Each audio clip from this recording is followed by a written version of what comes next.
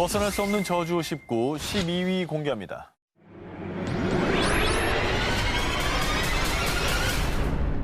(600년) 가까운 역사를 자랑하는 조선 왕조.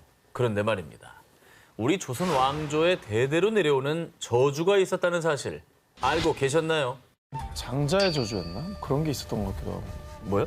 장자의 저주. 장자의 저주?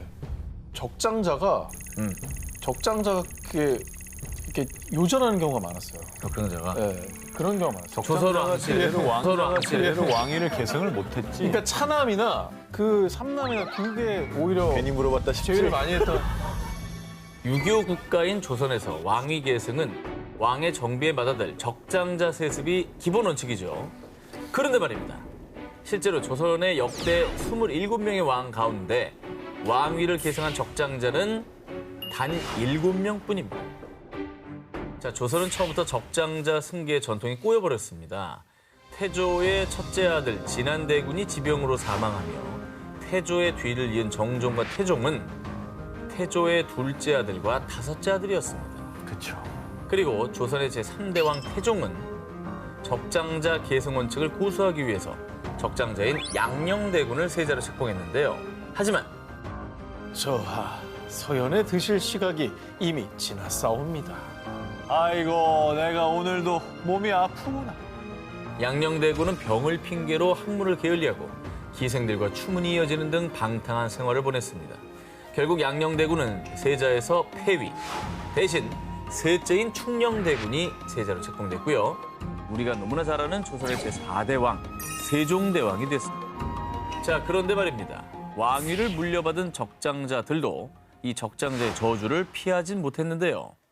세종의 적장자인 제5대 왕 문종은 무려 약 30년간 세자 교육을 받고 조선 최초의 적장자 출신 왕이 됐지만요.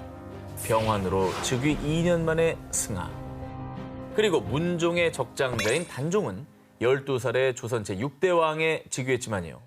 모두가 아시다시피 즉위 3년 만에 숙부인 수양대군 세조의 강압에 의해 양위. 이후에 결국 폐위된 단종은 불과 17살의 어린 나이에 의문의 죽음을 맞이하고 맙니다. 적장자의 저주란 말이 괜히 나온 건 아닌 것 같습니다. 숫자로 증명이 되는 것 같아요. 그렇습니다. 자, 그런데 조선 왕조 적장자의 저주는 여기서 끝이 아니었습니다. 전해지는 얘기에 따르면 성종의 적장자인 연산군은 중종 반정으로 폐위. 중종의 적장자 인종은 세자 생활 25년 만에 즉위했지만 8개월 만에 승하. 이처럼 조선 왕조 역사상 적장자로서 왕위를 계승한 7명 중 제19대 왕인 숙종을 제외하고는 대부분 적장자의 저주를 피하지 못했습니다. 그러니까 사실 왕조라는 게 노리는 사람이 얼마나 많아요. 또 스트레스도 있고 실제로 세자 생활 오래 하신 분들도 많으니까 그동안 좀 건강에 안 좋은 경우도 꽤 있을 것 같고